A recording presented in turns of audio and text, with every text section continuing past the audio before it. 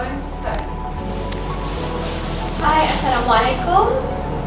Korang tengah menonton podcast Borak Orang Muda, and seperti biasa saya Ain Zafika, host untuk podcast Borang. And hari ni sekali lagi saya bawakan dua orang panel dalam episod ni, and kita akan bercakap pasal satu lagi topik. And topik episod kali ni lebih ringkas kot kalau dibanding yang sebelum ni. Dan jadi topiknya ialah fame or shame. So saya tak nak panjang sangat intro, saya terus nak panel kita hari ni perkenalkanlah diri masing-masing. Siapa nak start dulu?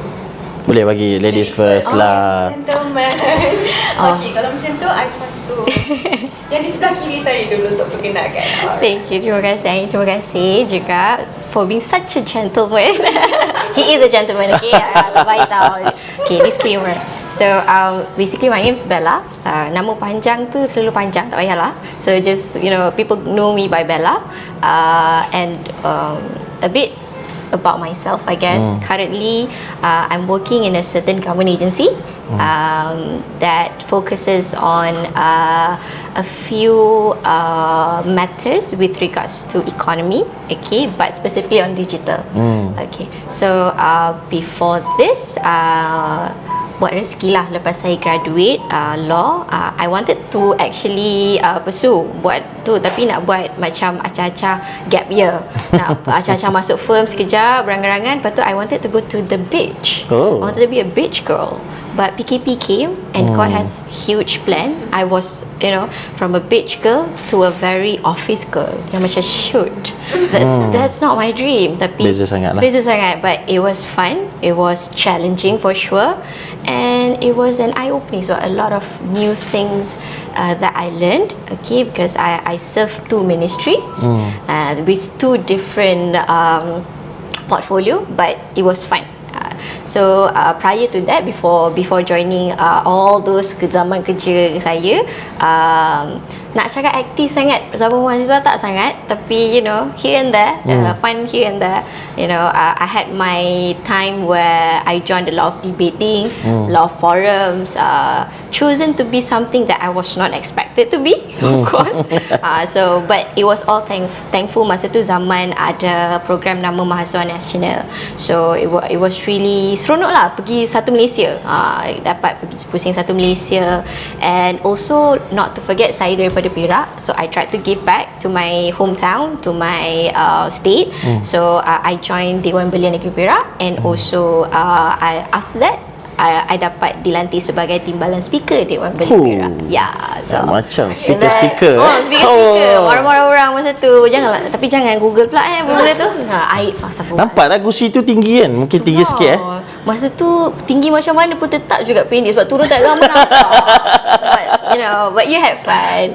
Habis tu final year memang itulah masa kita, itulah kan kena redeem balik masa-masa kan, nak kena fokus. So I think that's a bit part of what I've done and what I'm doing right now. But kalau NGO wise, now I am really part of two main women empowerment punya NGOs, which is Girls for Girls dengan Pali Women. So hopefully women are a lot more to prove. Woman power. Women power. Dah tengok Barbie belum? Dah tengok Barbie belum? Dah. Tengah fikir nak pergi ke tak? Janganlah. Macam nak tengok Mac lagi lah, Syuk. Sorry lah. Mac is the same thing. Tak apalah, dia real sikit. Women power. Ada orang bayar tiket, saya pergi lah kot. Yeah. So basically that's it lah. Itu untuk Bella, saya panggil Bella. Ya. Okay, cikgu. Nama saya Muhammad Nazrin Faiz. Biasa kawan-kawan, sahabat-sahabat panggil cikgu lah. Cikgu baru je, muda lah, 34 tahun. Dulu ijazah sarjana muda perguruan bahasa Melayu sekolah rendah. Kemudian master saya in education management. Doalah lepas ni kalau dapat rezeki dapatlah doktor kan. Doakan. Bertugas 11 tahun dalam bidang perguruan, masih lagi mengajar. Apa lagi ya? Selain daripada tu, kalau bercerita tentang NGO, saya merupakan presiden untuk alumni Parlimen Belia Malaysia.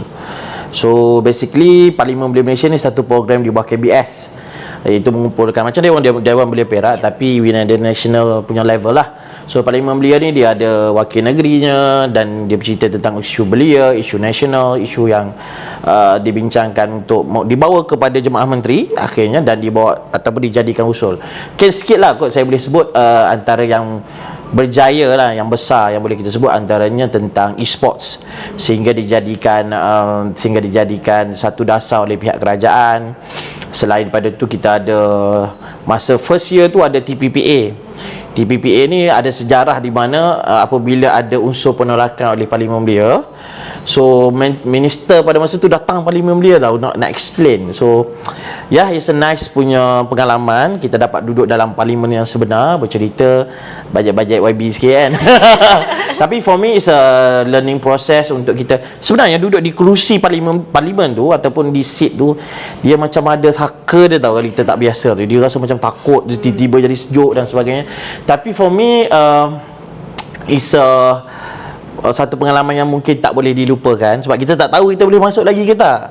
So selain daripada tu, saya memang terlibat aktif lah, bantu belia. So once habis Parlimen Belia, kita build up alumni Parlimen Belia. So selepas habis sesi Parlimen Belia pun, kita turun, kita bantu orang, kita buat program kemasyarakatan, bagi bantuan. Untuk PKP tu sedikit lah kot saya boleh sebut, orang bercuti kat rumah. Saya tak ada cuti, saya memang sampai Johor, Pahang. So we have the capacity bantu orang dan sebagainya. So saya orang NGO lah juga. Dan satu lagi, kalau saya boleh sebut, satu lagi NGO yang saya terlibat di peringkat international dinamakan Global Law Thinkers Society. Kita ada lebih daripada 70 buah negara. I am the chair for Malaysia lah. So basically kita bawa youth empowerment, kita bawa tentang next day kita buat satu rekod dunia lah, so called human human change. So saya teruskan membantu, sebab bagi saya orang muda, Ashabab, orang muda ni dia tidak boleh lari daripada kita membantu. Saya sukalah nak sebut sikit tentang Muhammad Al-Fatih. Muhammad Al-Fatih ni pada umur dia 21 tahun, dia sudah berjaya mengiyakan sabda Nabi Muhammad sallallahu alaihi wasallam, sebaik-baik pemimpin dan sebaik-baik juga pengikut. Itu mereka, orang yang berjaya membuka kembali kota Konstantinopel. Kalau saya 21 tu beringung lagi lah kot Tapi nak cerita, dengan umur 34 tahun, alhamdulillah ada sedikit pencapaian. So as a youth or as-shabab tadi, kita have ideas, we have capacity, kita bantu their people lah di luar. So that's a bit lah tentang saya. Very cool. The youth and women. So what you want to talk about? Tengok diorang punya involvement, achievement banyak, panjang. Kalau resume ni panjang, cikgu punya panjang. Panjang nak letak kat mana tu. Okay, sebelum episod sebelum ni pun kita ada panggil beberapa orang profesional kan. So most of them memang orang kata ada minat masing-masing. Macam kalau cikgu Parlimen Belia, Bella pun somehow terlibat dengan benda-benda macam tu. Jadi diorang mengikut arus minat tu semua kan. Tapi saya nak tanya macam Bella law graduate kan. But what makes you lari daripada some people macam dah belajar law mesti okay, like baik jadi lawyer. Yeah, of course. Because like I told you just now, my initial plan, graduate, I wanted to take a gap year, which like the gap year is very clear, and nak masuk sekejap firm, and then I wanted to live that life of that beach girl, and then 3 months and then jadi barista, and then pusing-pusing negara. Because 4 years of studying, I tak dapat buat those things. I was really involved in a lot of youth kind of thing, going back and forth, macam-macam, tak berhenti-berhenti. So I wanted a year to myself, to like just enjoy everything. What I cannot do that kan. So bila dah shift tu, and I got to a position where I did policy, and I enjoyed doing policy. So that's why masa lepas I dah habis everything with the ministries, I wanted still to be in policy. So that's why I find something else that is about the technology, tapi tak nak technology sangat, is very one way. So rezeki dapat digital economy, so it's something there as long as it's policy. But along the way I have a law degree, I might go back, I don't know, because tak boleh ni, orang macam ni kena masuk balik. Kalau tak rugi talent-talent yang paling rajin semua ni. Betul, Takkan duduk dalam office je, rugi. Bella nak jadi criminal lawyer kot. Berangan gila. Lagi. Nanti tengok cerita Korea banyak-banyak tu kan? Tak. Bukan tengok kisah Korea. Dulu ada satu cerita, ada cerita Hindustan rasanya. Hindustan? Ada murid Hindustan. Oh, boleh nyanyi sikit lah. Subhanallah. Saya dengar orang Kelantan suka. Saya okey. Tapi saya layan lah Hindustan. Ada lagu Salman Khan yang saya suka. Salman Khan tak boleh lah, kita tak kawan lah. Aisyah Rukhan. Aisyah Rukhan juga, bismillah. Dia nombor satu. Nombor satu. So that's basically why I shifted. Kita discover along the way lah. Kadang-kadang apa yang kita belajar mungkin tak kena dengan jiwa kita. Try and error. Life is a try and error phase lah kan. True. Itu apa yang Bella jumpa. Cikgu pula macam mana? Apa cikgu jadi cikgu hari ni? Is it passion cikgu? Sebenarnya cikgu nak jadi lain. Kita cikgu jadi pilot. Pilot tu tidak lah kot Tapi for me saya sebut kat podcast ni aku ramai tak tahu saya jadi cikgu sebab mak saya. Sebab my family actually business punya line. So apabila ada downfall lah so called dalam business that time, so I'm the oldest one lah, anak sulung. So my mom said, kata Abel, nama Abel lah kan. Mesti cakap Kelantan, nanti takkan mak saya cakap putih. Kan, mesti mak cakap Abel, minta orang Kelantan asalnya kan. So Abel, you must come over. That time I'm already at College Matrikulasi Perak. So I ingat lagi 19 days. So selepas dapat saja tawaran cikgu tu, pergi interview tu pun macam gitu lah, relax sangat kan. Macam not really itulah nak jadi. So when dapat dia surat, so kita go, saya ingat 19 hari kat situ. Saya punya bilik kat Matric Perak tu dia macam hujung nak keluar daripada the jalan tu, nak keluar daripada the block tau. Okay. So nak balik tu semua buka pintu tau. Macam cerita apa ni, Akademi Fantasia lah, saya tarik bag tu kan. So that is a memori yang besar lah di Matric Perak. Tapi nak cakap, my mom said datang jadi cikgu is a stable punya kerjaya. You are the oldest in the family, cuba untuk stabilkan. Tapi saya pernah cakap kat mak saya kata, mak mungkin 10 or 15 years saya at most saya akan berada dalam structure. So this is already the 11 year. So kita tengoklah apa akan bawa kita.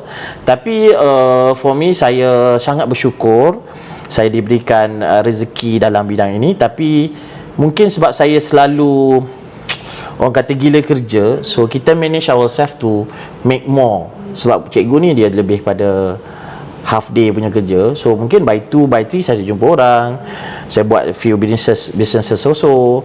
So cari rezeki, tapi at the same time I mengejar my own passion lah. So kita terlibat dengan, kita bantu kawan-kawan, kita terlibat dengan kerja NGO. Yang penting for me adalah kita buat benda yang kita suka. Kita mungkin cuma tak mengajar tuition lah. Orang cakap cikgu ni malam mengajar tuition, petang tuition. So I'm not into that. Saya mengajar pagi dan petang saya go apa yang saya suka. So by the end of the day, kita tak nak when kita pusing balik 30 years back, kita akan menyesal. So saya rasa I'm doing benda yang saya suka, itu kerja sosial, bantu orang. Sebab apa saya rasa once kita dapat bagi something, contoh kita ada buat program bagi laptop masa PKP, terutama sebab Bella sebut pasal PKP, we given 48 of laptop. Tapi kita buat style adalah kita kutip from orang-orang yang nak rosak apa semua, kita baiki balik. Kita give kita refurbish so called, baiki balik, to give back to the poor and orang yang memerlukan. Saya pernah ada satu situasi dekat Ulu Langat, dia kata bang tak pandai pun buka laptop tau, tapi when kita bagi tu kan menitik air mata. So that is ultimate lah kalau kita buat program. Kita ada fulfillment, dan kita as so called fighter lah, saya tak tahu lah, I use the word lah kot, fighter sikit sebanyak kita bantu ni, there is something yang kita couldn't describe lah.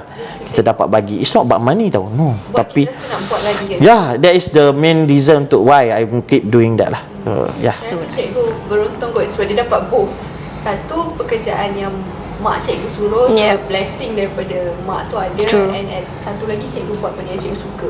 Cikgu dapat dua-dua. Alhamdulillah. Semua orang dapat buat benda cikgu. Sebab cakap cikgu kan half day kerja, so cikgu dapat buat yang cikgu minat malam ke apa kan. Tak semua career boleh buat benda tu cikgu. Alhamdulillah, I'm really thank God for that. Tapi dah cikgu ni cikgu gila lah sikit. Really sangat mencabar lah. I mean, my wife also sangat faham, not really sangat faham, sangat faham. So we keep fighting. By the end of the day, we try to help as much as we can. Sebab masa ni ya kita ada kekuatan lebih sikit kan. Nanti dah berumur sikit mungkin kita lebih more to manage. Kan dah tua sikit kan. So now kita go lah setakat boleh. I guess those two women in his life that make him such a gentleman. He is, you know. Okay.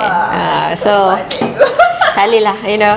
So that's very true kan. So kalau lelaki yang, you know, if you can actually see, kalau lelaki yang betul-betul respect and appreciate the women around his life, he is a total different person. And the way he respects women totally different. So, saya rezeki saya potong. Saya it's not 2 dah sekarang, jadi 5. Wow. So anak saya 4, 3 perempuan. So all putri, putri. So 5. See? Wanita. Kalau nak hidup bahagia tu bahagikan isteri, anak-anak tu. Alhamdulillah. Semoga. So dia pencinta wanita, tapi 4 wanita. Sorry, 5 wanita. Tapi takut nanti dikot potong separuh ni. Jadi cerita lain. 5 wanita datang mana pula ni? Mazhab mana? Kacau ni. Kita tengok episod ni. Tengok yang korang potong apa semua kacau nanti. Jangan potong. Kena ambil penuh So that's it dah. Itulah. Okay. Itu introduction pasal kerja, minat, background kan. So untuk kita kembali ke topik kita hari ni, fame or shame. So bila kita cakap pasal fame or shame ni, saya nak kita, the direction of today's episode would be macam, sekarang ni zaman-zaman kita main social media kan. So fame dengan shame ni, adakah fame tu sebenarnya somehow akan leads to shame. Shame kepada orang yang buat content tu ke apa benda ke kan. So kita start dengan, saya rasa paling senang, paling relevan kita share TikTok lah kot. Saya rasa semua main TikTok. Cikgu main TikTok? Saya main TikTok. Saya TikTokers juga. Cuma yang baru tu yang ni tu tak buat lagi. Dia tak main TikTok. Saya tak main TikTok. Cikgu, Because I don't have tak main TikTok. I don't have an account, but I know everything because my brother and sister always update me. Ugi. Sebab for me it's just time consuming. I sangat takut. Sebab nanti I tak berhenti. Somehow saya setuju dia. So saya Dia ngalit. Saya masih husnuzon, saya masih strong enough, but I don't know. My brother and sister is already pissed off with me, to be honest with you, because even my mom and dad ada. So macam Itulah okay lah. cikgu. Sebab kan ayah saya bukan buka TikTok, dia Dia alik. Dia boleh tengok mak saya sampai kata dadah lah tu.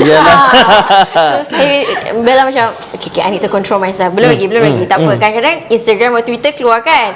So tapi lambat lah. Dah seminggu 2 minggu baru I tahu. So my brother and sister be like macam ibu dengan abah pun dah tahu dah. You tak tahu. Tapi for me apa ada ni TikTok macam kami ni orang yang selalu dengan masyarakat, dengan yang macam saya kata saya 34 dan kita ada adik-adik yang memang orang kata orang dengan TikTok dan dengan teknologi setiap masa ni. So that's satu mekanisme untuk kami rapat dengan dia orang tahu. So macam saya sebut lagi lah yang tek tu saya tak buat lagi. So tengoklah nanti boleh follow lah kan, boleh buat. Nanti saya akan buat. You ada TikTok? Saya ada TikTok, tapi saya dah buat tau benda-benda tu. Because like I say, my brother and sister. Nanti kita buat kawan pakai baju yang sama-sama ramai-ramai. Itu adalah baju kita plan. Tapi sebenarnya teknologi ni tentang how kita nak bawa teknologi tu. Saya rasa kalau saya guna TikTok saya, satu kita spread benda-benda yang positif, macam kata-kata ke experiences kita ke, bukan pasal teknologi tu salah, tapi macam mana kita nak bawa. Kalau kita memang into certain benda yang negatif, dia akan jadi negatif lah. And so jangan kita dikuasai teknologi je kan. Tengah galik tu galik lah. Tapi for me kita kena pandai arrange our time lah. Dia apa yang kita tengok tu lah kan. Kita boleh pilih, kita boleh filter kan apa yang kita nak tengok. So cikgu kalau macam TikTok dengan dari segi kerja, cikgu punya bidang kerjaya lah kan. Saya tengok sekarang cikgu banyak cikgu-cikgu yang buat konten melibatkan anak murid. So banyak kan kita tengok sekarang cikgu tengah mengajar je, record video apa semua. Ethically lah cikgu, benda tu dibenarkan ke tak sebenarnya? And tu untuk cikgu, untuk Bella pula. Kalau lah Bella, dari perspektif Bella, if you want to be a parent one day kan, tiba-tiba Bella nampak muka anak Bella dalam satu konten yang konten creator tu adalah cikgu, how would you react to? Bella okay je ke atau macam Bella akan marah juga? So cikgu dulu. Saya for me begini, bagi saya saya pun rasa ada je pun kayak upload gambar dengan murid ataupun certain achievement ataupun certain moment yang kita nak share. Tapi for me janganlah sampai di dalam kelas, sebab for me kalau dalam bahasa guru dia ada MMI, melindungi masa instructional, iaitu kita nak fully utilize the time inside our class. Tapi matlamat tidak menghalalkan cara lah bagi saya. Jangan disebabkan kita nakkan konten, kita nakkan fame, so-called kita nakkan mungkin perhatian, sebab kita ada target group budak-budak yang mungkin funny dan sebagainya, dia menepis tugas hakiki. Macam saya kata, saya bersyukur saya jadi cikgu, dan the same time mereka pun kena bersyukur. They are really fortunate, sebab bagi saya setiap tahun pun gaji naik kan, gaji pun sangat orang kata baik, so bonus kan.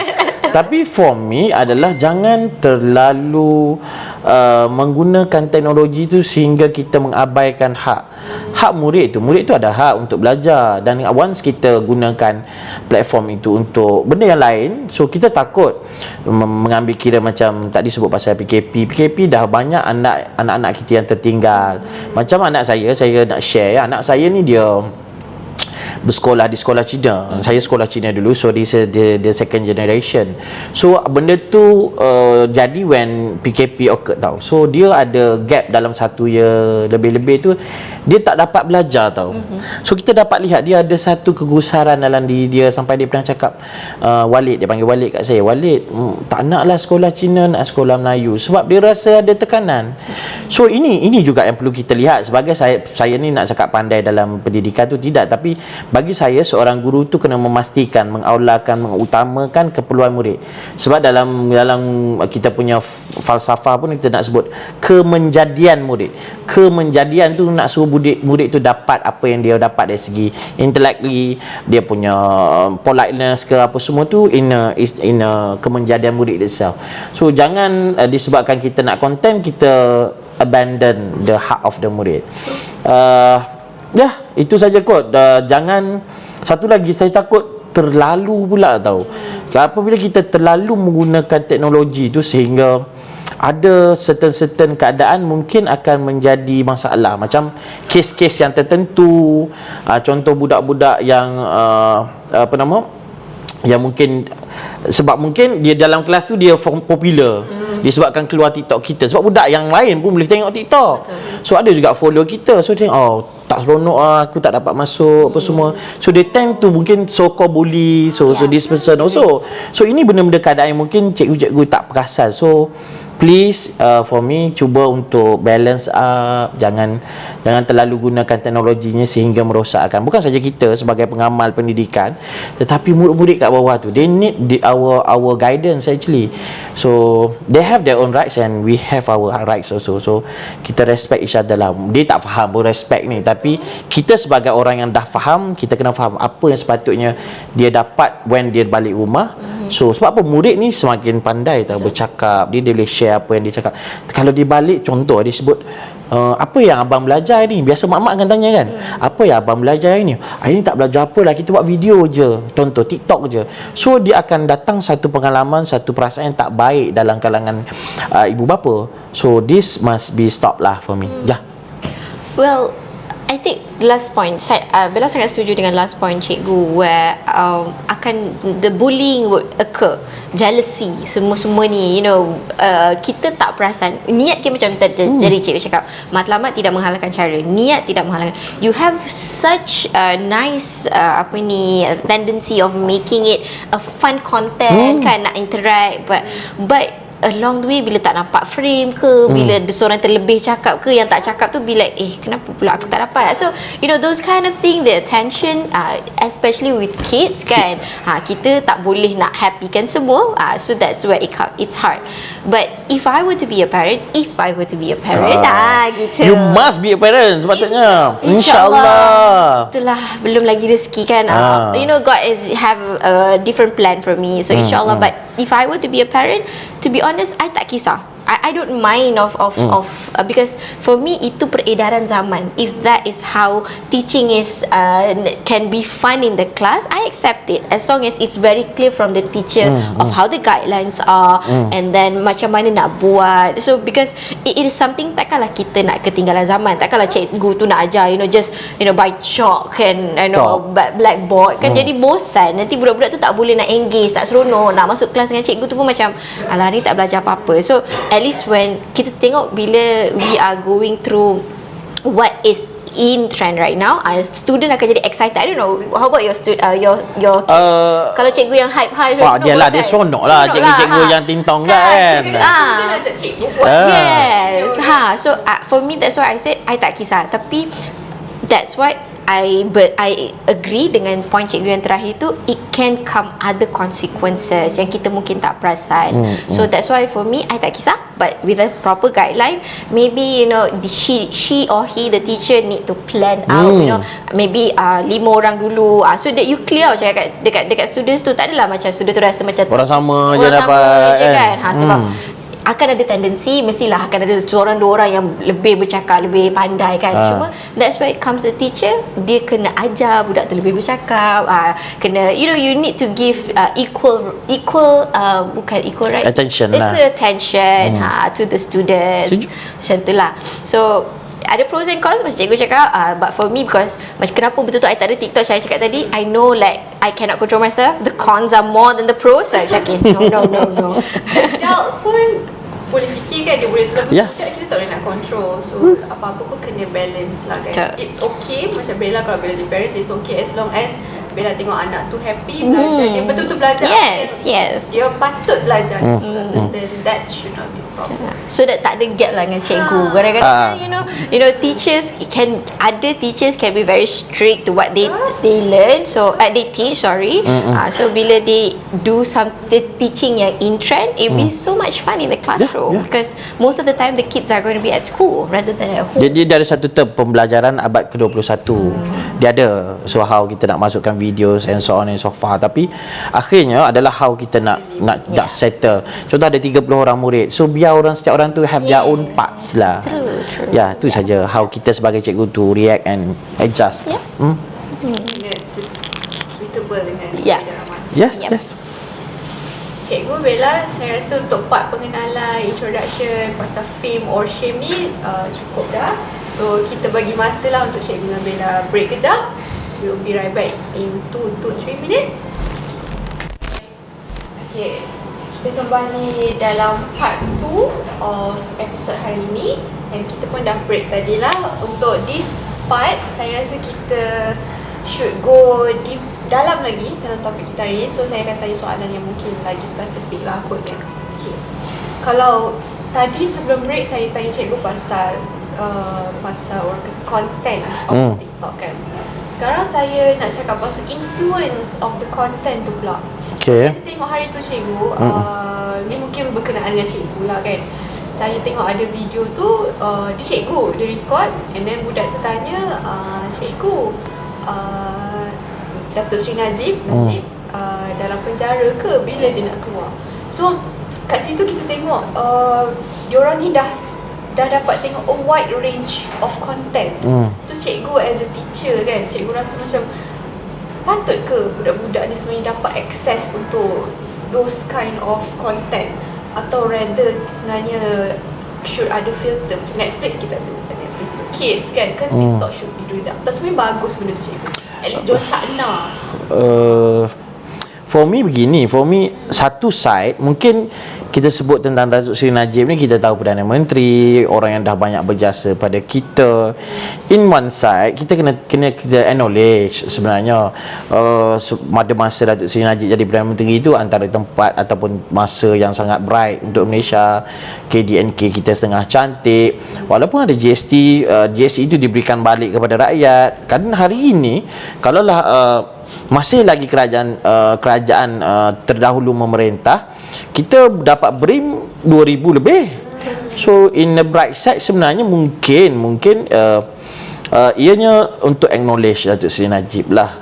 Tapi apabila kita bercerita tentang dalam penjara, dia ada satu sentimen ataupun yang kurang atau negatif lah apabila kita sebut tentang penjara ni akan membawa kepada apa itu penjara mungkin kepada murid dan sebagainya.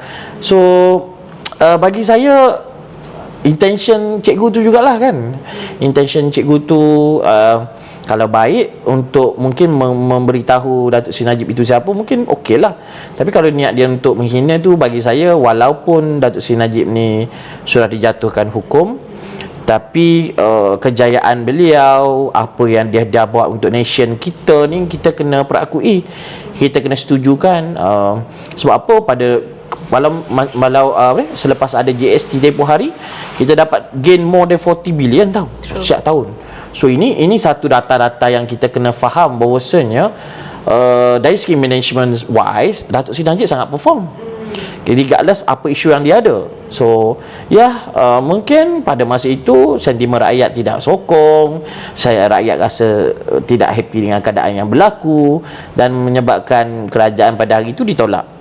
Tapi kalau kita cerita tentang exact to the case, cikgu juga kena faham untuk filter beberapa benda, nak buat konten, nak share anything kepada murid, kita kena bagi yang bersifat positif lah. Sebab budak ni macam sponge tau, dia akan absorb sangat mudah. So kita takut apa yang dia absorb tu, oh tak apa kot masuk penjara So ini satu benda yang unconsciously kita takut budak tu akan get and then doing. Dan bullying ni dah sangat common. Zaman dulu pun ada bullying, sampai hari ni pun ada orang bully dan sebagainya. Kita takut benda-benda begini yang membawa kepada ketidakharmonian dalam sekolah.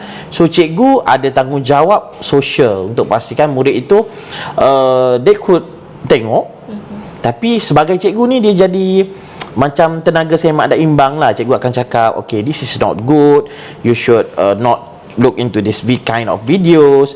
Nak tengok macam video-video yang positif ataupun sharing-sharing daripada cikgu, or learn new macam Mandarin punya classes. This is good, boleh maintain.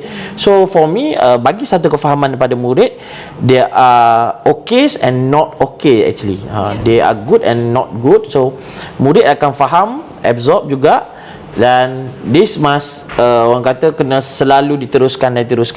Cikgu ni kena jadi facilitator. Di sekolah kalau boleh cikgu pun boleh tak ada session, kalau tak cikgu, kaunselor ada session. From parent wise, parent pun kena faham, cikgu ni kita ada masa dia bukan 6-7 hours je dengan murid. Don't tend to give all the burden to the cikgu. So kita kena bekerjasama. Nak jadikan seorang murid itu jadi murid yang berjaya adalah cooperation from not only the teachers, the communities, cikgu, the parent dan murid itu sendiri. So by the end of the day, untuk seorang murid itu berjaya adalah dengan how we as a team, big team, untuk jadikan murid tersebut. Bella tak rasa macam mana setuju ke? Sebab kita takut kan kadang-kadang budak-budak ni kita macam dia cakap, cikgu Najib penyamun, benda-benda macam tu yang kita dengar. Itulah berdasarkan apa dia orang tengok dekat rumah kan. So kita nak salahkan siapa? So kalau Bella sendiri tak rasa macam mana kids now? I guess macam, if you go back to the first session that we had kan, it's just that's the current trend, that's the easier way to get information, but we can also become very prejudiced, very biased, okay, depending on the surrounding. So that's where for me, I always believe dekat rumah itu cara ibu bapa untuk membesarkan anak-anak. We cannot judge them, but for me, teachers especially, they should be neutral. They should not, even when you have choose sides. You can have your stand. It's up to you. Tapi not inside the classroom. Not inside the classroom. Because when you have such prejudice, such biasness, dia akan jadi murid-murid you akan jadi sangat satu, very one-side minded, very one-sided. They are not open enough to have their own acceptance. Sebab dekat rumah you dah ada cara you dah. So dekat sekolah you ada satu lagi. So the students can't be able to explore. So I guess that's where School is all about where you explore yourself. Macam juga kita yang dekat universiti, dekat tempat kerja, we explore ourselves. So we do not need people to be biased to us. So kids, dia tak boleh nak cakap, oh saya tak nak dengar. Of course they don't have that kind of conscience like we have as an adult.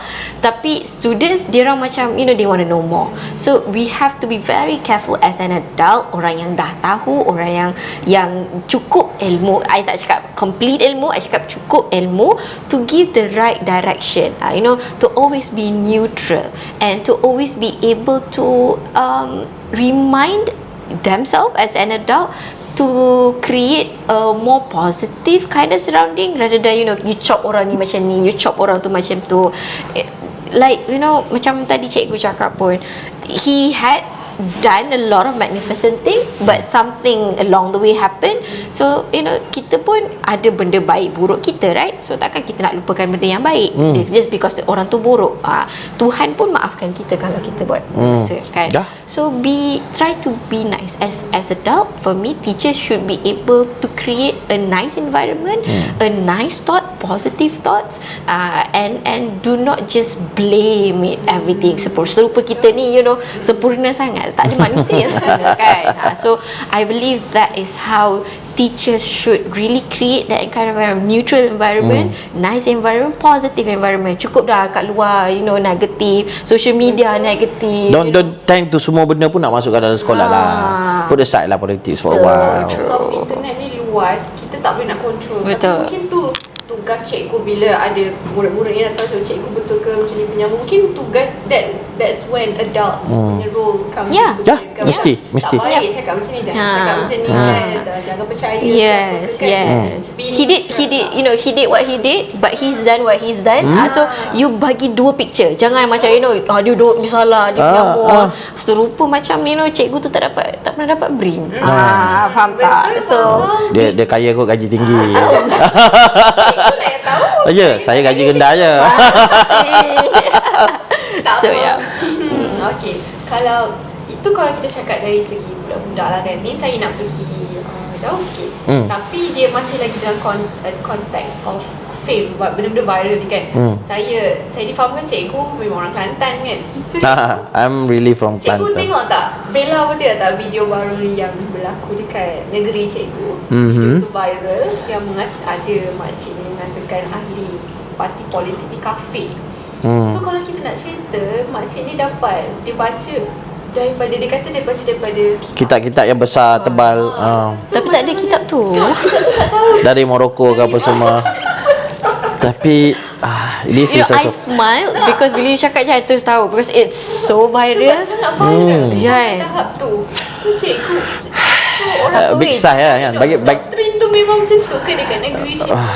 Dia jatuh hukum, cikgu takut saya. for me walaupun contoh kalau saya tak menyokong parti belah sana, saya masih lagi Islam dan Muslim hari ni. For me, yang pertama sekali adalah dalam kita berpolitik, kita kena ada satu outline lah. Kita tak boleh across the border lah. Sebab apa?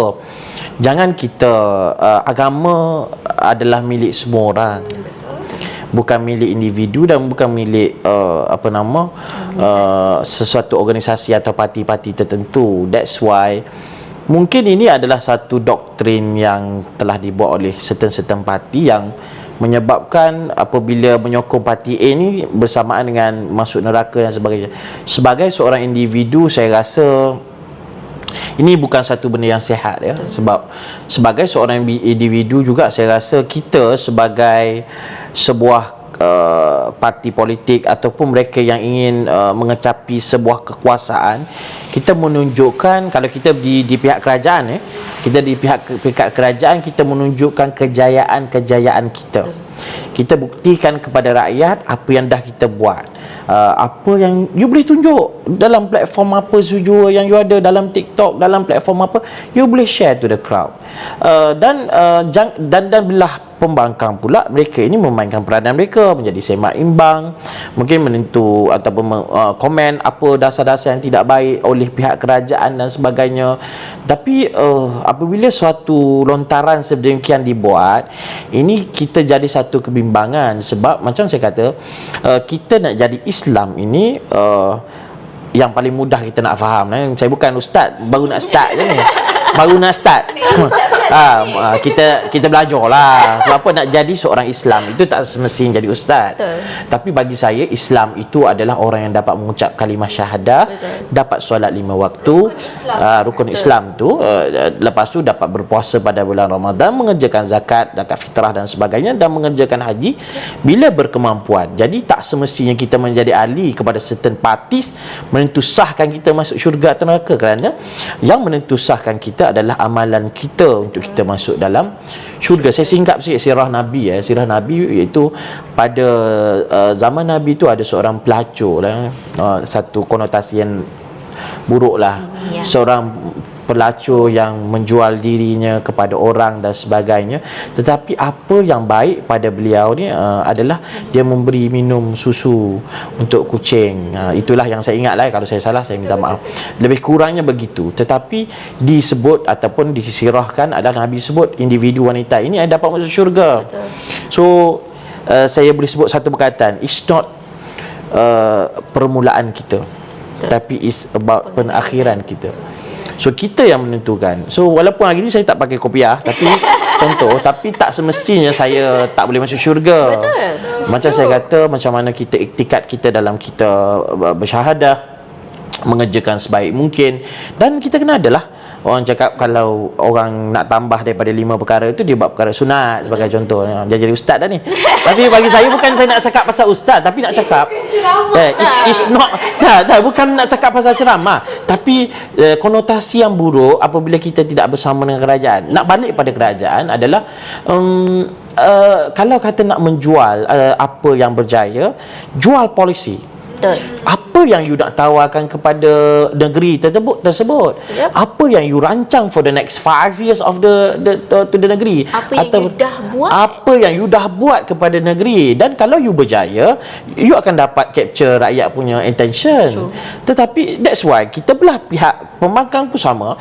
Dia kena tunjukkan lah dia punya manifesto yang terbaik. Mungkin sebelum ni pihak sini dia bagi satu certain tawaran. Belah sini dia bagi double. So ini semua pasal how kita nak dapat attention from the rakyat.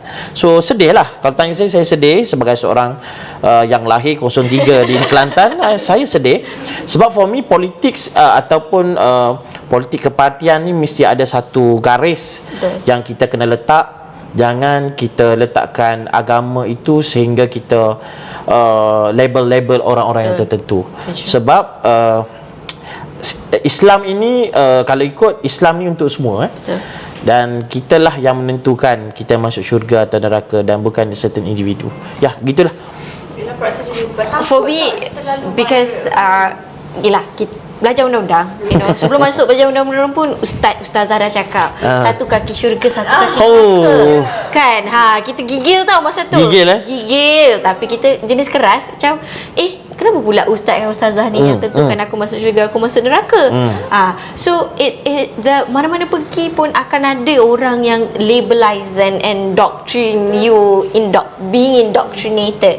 But you as an individual, you as a person, tak ada orang yang boleh jatuh hukum kecuali Allah. Allah je yang tahu kita punya baik buruk. And I feel macam ni lah, kalau dalam kita berkempen, tak salah untuk kita nakal-nakal, usik-usik. Bolehlah seronok, berkempen. Dia kena ada juga. You want to have fun. But this is already mean. This is over the board. This is bad. This is something that you are creating as if kita dah cukup lah dibenci, and then orang dekat luar tengok Islam ni susah and so on so forth. This kind of things just create more, hardship, hatred kepada Islam. Sedangkan it's not like that.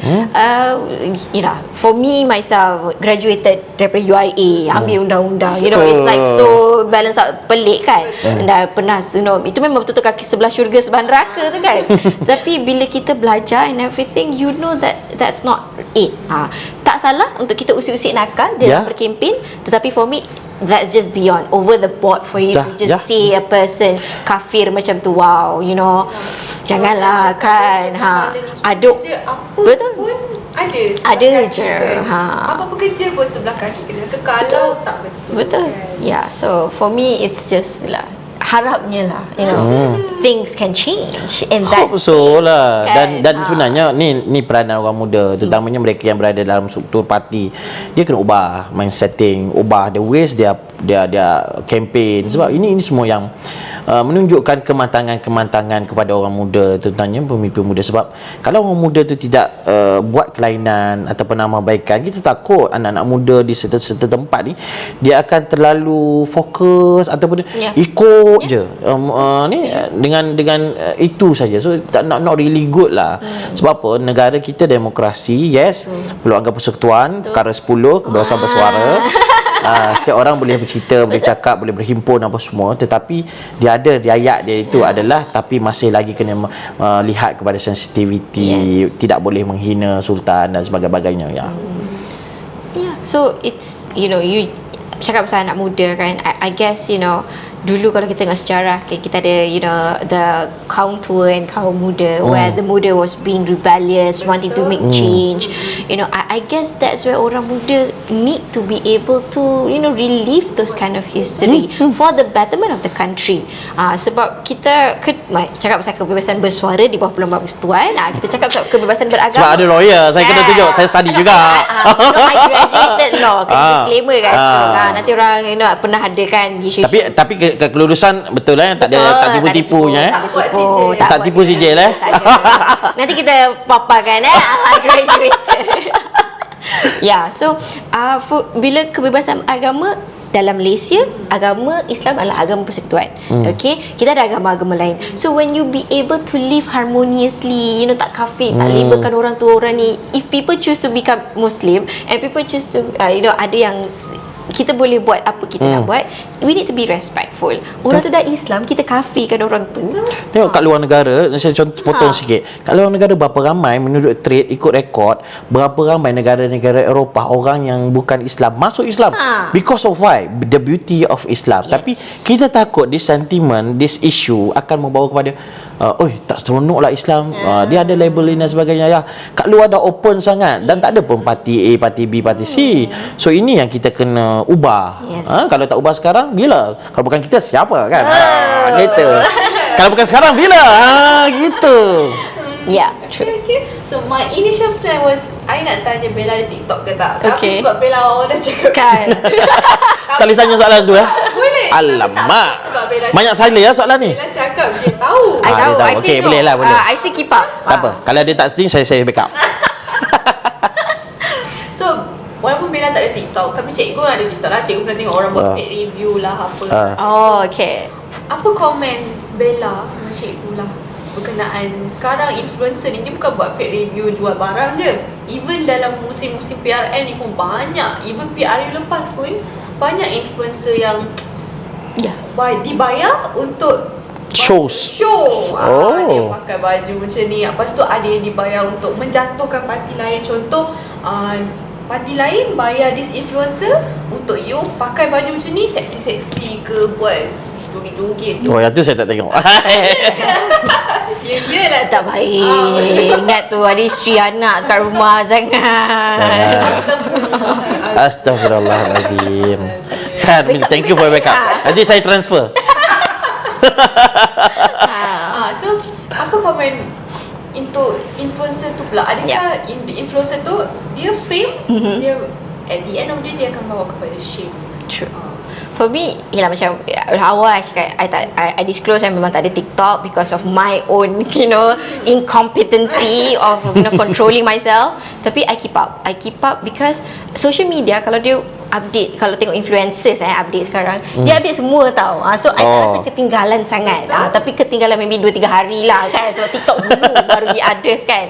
Tapi I still keep up and I saw all those postings from those influencers yang pakai, kalau you sokong tak apa. For me, kalau you betul-betul sokong, you pergi mengundi tak apa. Tapi kalau you tak mengundi dan that certain parti yang you proclaim, yang you wawakan, that is the wrong thing. For me, it is true. This is personal opinion. That is fame to shame.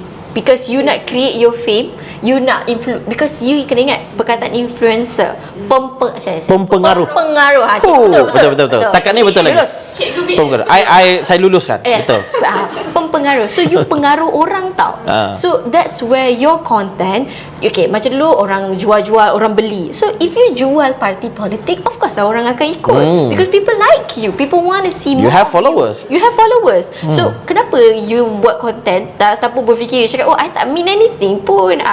That does not make sense. Because you know you ada follower, orang tu akan ikut because they look up to you. Sampaikan ada yang mengagungkan influencers yang macam tak ada salah langsung. So kalau you bagi konten yang salah dan you tak pergi berkempen dengan parti, you pakai baju dan for me that is fame that leads to shame. Because at the end of the day, kalau orang dapat cari, you tak pergi pun mengundi, ada kan yang artis-artis yang langsung tak mengundi ni, so proudly pula tu kan. Oh my god, I don't agree. As a citizen, itu adalah tanggungjawab you yang patut you jalankan, and you should set a right example because you know you have fans. If you create those kind of fans yang don't even care, marah pula kita kan. Jangan marah, kita Marah, bincang. Jangan kan? marah, kita bincang. You even care about the well-being of the country. Tak boleh lah. So that is where 5 minutes, tak sampai 5, kadang-kadang 5 seconds of fame, orang kan like can leads to shame kalau orang dapat tahu benda-benda tu. Not just shame to yourself, but shame to the future. Shame to the things that would happen in the future that could lead and create things that kita pun tak tahu just because of those act daripada pempengaruh yang mempengaruhi. Gitu. Steady. Zaman sekarang semua benda boleh cari, cikgu. Betul. Kita tak boleh, orang kata We couldn't stop them lah. Orang punya capability. Yeah. Kadang-kadang sijil belajar kita pun orang boleh cari. Tu. Kan. Muncullah lulus baik je semua setakat ni. Bimbang juga aku ni. Cikgu nanti kalau jadi influencer, orang check cikgu betul ke pergi jadi. InsyaAllah saya tak gagal lagi mengundi. Setakat ni undi tu tak undi lah. Tapi undi biarlah rahsia. Undi rahsia tak apa. Pergi undi penting. Undi yang kita pegang itu penting. So at the end of the day, jangan kita pengaruh orang dengan benda yang kita pun tak buat. Dan jangan kita pengaruh orang hanya kerana kita nak dapat populariti dan duit. Dan juga mungkin sedikit pendapatan kan. Itu cakap tadi duit. So I don't know. Cikgu, do you agree with me or you disagree with me? Saya setujulah. Tak berani Sebab sini 2 lawan 1 ni. So saya setuju. Yang penting adalah pempengaruh atau influencer ni dia ada capacity, iaitu sekarang mereka ni so called artis also lah in a sense kan. So mereka ni apa saja yang mereka buat akan ditonton oleh mereka di luar sana. Jadi apa saja posting mereka itu pasti dilihat sebab dia bila kita follow that person, dia akan naik dalam kita punya FYP dan bila kita scroll ataupun apa platform yang kita gunakan. So itu akan create juga awareness. Kalau orang tu pilih A, dengan sendiri yang kita tengok dia ada tendency to follow lah. Tapi for me tak bagus kalau kita hanya bermain wayang kan, bermain wayang. It's not good sebab satu, tanggungjawab sosial kita sebagai seorang rakyat Malaysia. Yang kedua, is a penipuan lah so called for me. Tidak bagus sebab for me kita dalam kebebasan kita berpolitik, kebebasan kita bersuara, kebebasan kita nak menyuarakan pendapat ni memang adalah satu benda yang yalah boleh you nak pilih apa sahaja, tetapi kita kena faham tanggungjawab kita mengundi itu, membuang undi itu adalah menentu hakkan siapa yang akan memimpin. Dalam Islam pun sama. Kalau kata kita pilih kerajaan salah, kerajaan itu memberikan keburukan pada kita dan juga orang lain, kita juga ada terpalit sama. So ini penting untuk yang pertama. Kalau saya nak sokong parti politik tak, tetapi kamu ada tanggungjawab untuk keluar mengundi. Pastikan kamu pilih siapa yang kamu nak berdasarkan you all punya kefahaman. Dan orang muda sekarang dia have phone. Ada 2 phone, 3 phone, 8 phone dan sebagainya. Nak cerita tentang you could share, you could check, you could filter everything. You boleh cari. Tapi yang penting jangan buat keputusan ikut emosi. Jangan apabila kita terima satu berita dalam satu ayat juga disebut bila datang satu berita bertabayunlah. Bertabayun ni bermaksud mudah cerita, kau check dulu kan. Check betul-betul baru kau buat keputusan. Tak pasti jangan kongsi. Yang penting adalah kita tabayun, kita check supaya kita menjadi seorang pemilih yang bijak. Jangan mengikut emosi dan kita milih yang terbaik. Sebab bila satu kerajaan terbentuk yang baik, beri manfaat pula berlawanan dengan apa yang sebut, beri manfaat kepada mereka di bawah sana. At least a bit also come to us sebab kita bagi support to them. Ya, itulah lebih kurang. Yeah, we go back to apa yang I cakap tadi. Be neutral. As per pengaruh, be neutral. Jangan prejudice, jangan bias, but create awareness. You know, because at the end of the day, diorang ni indirectly dah buat keputusan dah dekat dia punya followers untuk follow siapa, which is that's not right. Kita dah beria cakap dekat cikgu-cikgu ke siapa, jangan buat keputusan untuk orang lain, untuk budak-budak. So why are these influencers making decisions for this youth just because it's on your TikTok or on other because you are paid to do that. Paid to do so. So tapi that's why lah. dia dibayar, dia jadi influencer untuk menjual barang mungkin, bukannya untuk orang kata menjadi ahli politik dalam TikTok. Okay. Ala-ala kita dah cakap pasal mengundi pilihan raya ni kan. Bella dengan cikgu rasa dari segi untuk perspektif orang yang nak mengundi ni pula. So sekarang kan calon kita tengok dari macam-macam parti, macam-macam jenis orang ada. Ada orang yang daripada influencer jadi calon, dia angkat jadi calon yang kadang-kadang tu kita rasa dia ni tak ada apa pun tapi sebab dia famous, sebab fame yang dia ada. And mungkin dia ni atlet ke sebab fame yang dia ada tu. Adakah kalau Bella lah dengan cikgu nak mengundi kan, would you go for fame tu ke atau sebab? Cikgu, you want to go first? Saya dulu. Bagi saya memilih mereka yang nak menjadi wakil kita ini adalah misi kita, bukan pilih nak beli ikan selah ke ikan keli. No. Bukan. Kita nak pilih mereka yang mesti boleh membawa hak kita, membawa suara kita. Kalau di Dewan Undangan Negeri, adalah. Kalau parlimen, jadi ahli parlimen lah. That is not as simple as ABC. No. Kita kena faham. Mereka ni kena faham tugas hakiki seorang adun atau ahli parlimen tersebut. Dia kena faham apa cara ataupun mungkin pengalaman yang mereka ada untuk mentadbir. At least dia tahu macam mana nak urus tadbir kawasan tersebut. Not only dia tahu kawasan tersebut atau not only sebab dia popular. Popular ni bagi saya ialah for the mungkin 7 days popular lah, tapi baki lagi 4 tahun 360 hari lebih tu macam mana?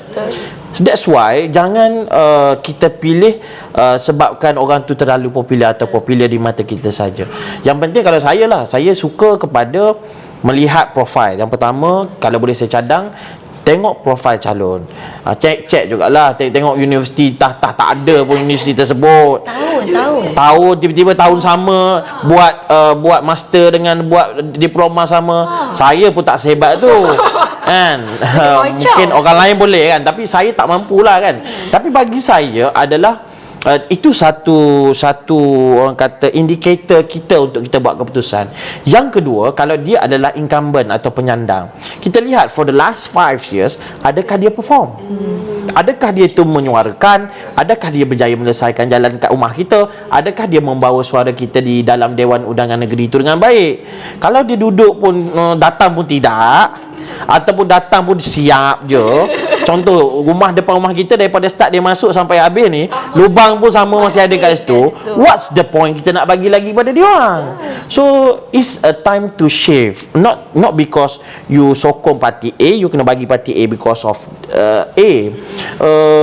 Yang penting kita kena faham keputusan kita yang kita pergi sekejap, yang 2 saat dulu kan, akan menentukan 5 tahun. So janganlah tengok sahaja kepada berapa banyak main bola yang dia main ataupun berapa banyak follower yang dia ada. Tapi kita kena tengok sebab apa? Bagi saya menjadi seorang pemimpin ni mesti ada satu package ya. Mesti ada package yang dia kena ada ilmu, dia kena ada pengalaman, dan yang penting adalah kalau kita sebut manifesto lah kan. Manifesto ni aku janji. Tapi ada orang lepas undi sorry. tak apa, manifesto tu aku janji. Tapi kalau lah lepas undi baru nak bagi aku janji, tu pening sikit lah. Tapi bagi saya fundamentalnya bila kita nak masuk arena, nak main boxing ke, nak main bola ke, Even nak kahwin pun mesti even ada nak benda cikgu nak janji kahwin kan. ke, Betul tak? dah janji. Buat kan? Mesti janji. Tak buat kan? Apa dia? Tunaikan kan? Iyalah. Kahwin baru bagi Tak. Saya kena minta izin dulu. Mana boleh kahwin dulu. Kacau, aku kena kekejar kaparang nanti. So, tak as easy as kita nak As kahwin. easy as that. So nak kahwin pun kita kan ada preparation. How kita nak lead people ni? So we have 20,000, 30,000, 100,000 belakang kita, tapi kita tak tahu fundamental punya terminologi pun.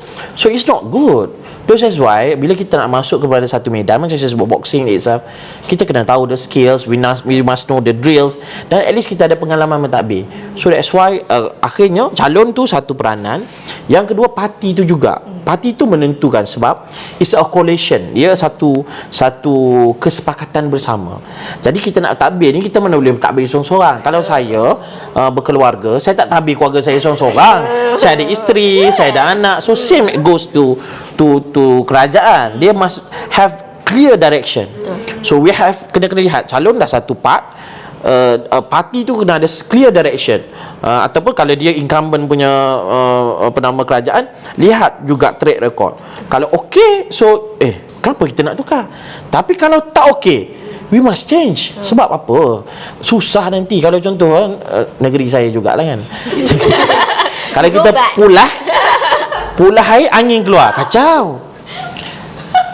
Kan? Maaf lah kita. Sebab apa? Saya bukan, mungkin tak semua ada tempat masalah tersebut. Tetapi kalau saya nak lepas hajat, tiba-tiba air tak ada, saya ada pengalaman tau. Mungkin benda ni sedikit lah, mungkin bukan saya nak kata memalukan. Cerita. Mungkin khas untuk podcast boom ni kan, saya nak cerita. Saya ada pengalaman pergi ke China. So bila saya touchdown ke China tu, kita macam biasalah, kita nak go melepaskan hajat kan. So I go and then directly just settle my thing lah. Dia tak ada. Lepas saya pusing, mana dia punya tu kan, apa nama tu, back bidet orang nak kan, sokol lah bidet tu kan. Saya kata mana ni, sudah macam mana nak selesai ni kat Beijing ni kan. So yes, we could speak, tapi that time we go in group. So I ask my friend to help around. So for the first time ever khas untuk ni podcast ni, saya I'm doing tissue lah that time. Masya Allah, subhanallah. Kalau kat Kelantan tisu pun susah. Ni cuma ada. Tisu satu hal, tapi nak cerita, it's not there tau. Habis dia dekat that toilet, I'm not really go back directly to our hotel, sebab kita baru touchdown. So I go to Tiananmen Square, the Dataran Merdeka for them, Istana Nerangan, with that kind of tak suka tau, uneasy. Tak tahulah apa perasaannya, tapi itulah perasaannya. So I really go back to I think the mosque lah, masa solat Zuhur tu I change myself, I do selesaikan dengan selesa. So dah baru kita go to the place and dengan selesa. So it's a really thing, a big thing to me tau. That's why for me, not just air je, it's not that lah. So sebagai fellow Kelantanis, you must make it as a big thing to you all lah. Jadikan hal air ini adalah satu wake up call kepada certain government untuk they do better. Buat lebih baik supaya hal asas ini, memang kita gelak tau. Yes. Tapi sebagai rakyat, sebagai individu, sebagai orang yang tinggal, dia suffer every day. Dia orang terseksa hari-hari, nak basuh baju susah. So fellow Kelantanis, make your best decision. Kalau kerajaan ataupun individu ataupun calon tersebut tak baik, tukarlah. Sebab kalau kita cakap pasal Islam kan memang war-warkan hygiene, kebersihan. Kalau kata kita nak bersihkan diri pun tak ada, asasnya. Tu baru berapa jam saya tak selesai. Itu pun dah uncomfortable. Kalau 5 tahun, memang that's why hati. Kalau ada air tapi tak bersih pun isu juga. Ya. So need to be able to see, sebab kalau betul lah you memperjuangkan Islam, takkanlah benda-benda Islam yang yang Islam practice you tak nak buat. So those kind of things need to be able. That's why dia sebut daruri, benda-benda yang begitu perlu diselesaikan untuk menyelesaikan maslahat rakyat. Rakyat tu nak rasa selesa dengan kehidupan seharian. For me, kenapa I give to him first? Satu sebab dia Presiden Alumni Parlimen. So I'm only the 2 kali kena transfer ni. Kan. I dekat, I've been to Parlimen sebagai part of Parlimen mahasiswa, but that's not a contract lama. It's literally just a program. You duduk kat situ, you cakap. But why also? Because I think I have a bit of different. I agree with his statement, but also I want to put upfront in regards of a certain situation where kalau kita tengok kat a certain negara, okay, yang kita memang ada presidennya atlet, kita ada juga pelawak. So not to really disregard about fame itself, but if the person betul-betul lah bagi manifesto masa tu, can be actually a good contender. Tak ada masalah pun, because macam kita go back to the initial question, pengaruh. Kalau dia memang bawa pengaruh yang baik, dia jelas dengan apa yang dia nak bawa, the fame comes as extra credit, as extra bonus rather than liability. So I believe that kalau kata you use it wisely of your fame, pengundi boleh undi. Sebab tak salah pun pengundi nak undi orang yang famous. Kan? Sebab orang yang famous, kalau famous for good things, apa salahnya kita nak give more to what they can do to the people. But if you are not clear of what you want, you jadi terus orang dah tak nampak. Because kita tak deny, ada je pemimpin dunia macam saya cakap tadi, ada yang athlete that he did good to his country. But when you can't be clear enough with your agenda of what you want to do, the fame becomes nothing.